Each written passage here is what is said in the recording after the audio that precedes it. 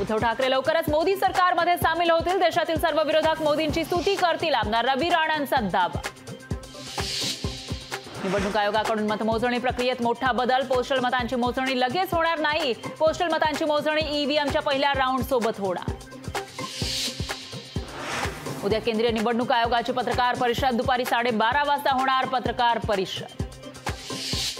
2 दिवस थांबा. लोकांचा कल कुणाकडे ते कळेल. एक्झिट पोलवरून सगळ्या गोष्टी खऱ्या ठरत नाही. आमदार पृथ्वीराज चव्हाण यांची प्रतिक्रिया. राष्ट्रवादीचा अरुणाचल प्रदेशमध्ये 3 जागांवर विजय. राष्ट्रवादीने विधानसभेसाठी उभे केले होते 15 उमेदवार. 15 पैकी 3 जागांवर अजित पवारांच्या उमेदवारांना यश. मुंबई पदवीधरसाठी शिवसेना युबीटी पक्षाचे उमेदवार अनिल परब उद्या अर्ज दाखल करणार. आदित्य ठाकरेंच्या उपस्थितीमध्ये उमेदवारी अर्ज भरणार. देशातील 150 जिल्हाधिकाऱ्यांना केंद्रीय गृह विभागाकडून फोन. देशातील जिल्हाधिकाऱ्यांवर दबाव आणण्याचा प्रयत्न. जयराम रमेश यांच्या गौप्यस्फोटावर पटोलेंनी दिली प्रतिक्रिया. पुणे हिटरन प्रकरणी विशाल आणि शिवानी अग्रवालला 5 जूनपर्यंत पोलीस कोठडी. ब्लड सॅम्पल फेरफार प्रकरणी पोलीस कोठडी. सलमान खान गोळीबार प्रकरणी आणखी एका आरोपीला अटक. नवी मुंबई पोलिसांच्या मदतीनं आरोपीला हरियाणातून अटक.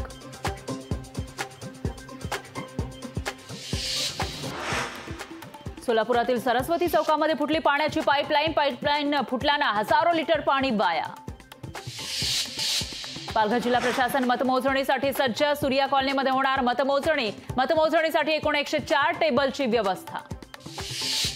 बीडमध्ये मतमोजणीच्या कालावधीमध्ये परिसरात 144 कलम लागू. जिल्हाधिकारी दीपा मुधोळ यांनी काढले आदेश. अनुचित प्रकार घडू नये यासाठी खबरदारी.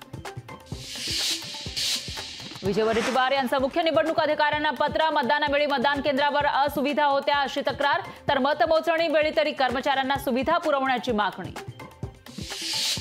आमदार संजय सावकारेंना कुटुंबासह जिवे मारण्याची धमकी. माजी नगरसेवक संतोष बारसेंच्या घरी सांत्वनासाठी गेल्यानं धमकी.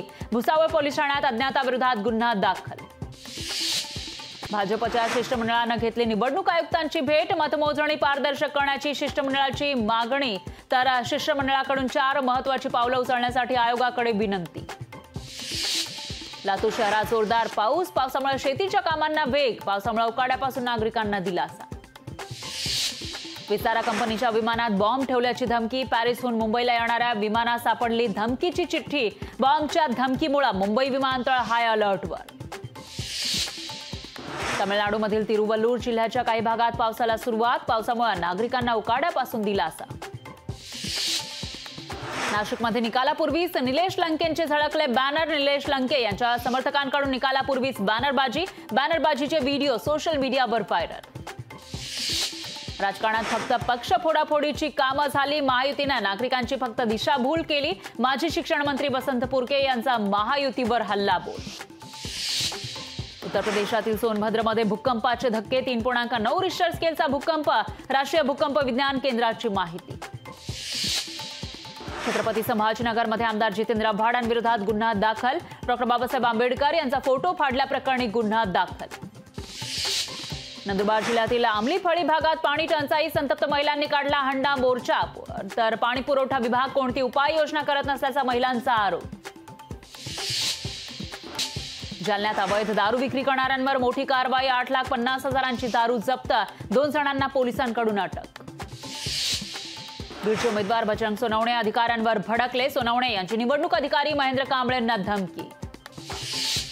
अरविंद केजरीवाल जेलमधूनच पाहणार लोकसभा निकाल. अंतरिम जामीन अर्जावरील निर्णय कोर्टानं 5 जूनपर्यंत ठेवला राखून. लोकशाही मराठी ऐका, पहा, जागरूक रहा.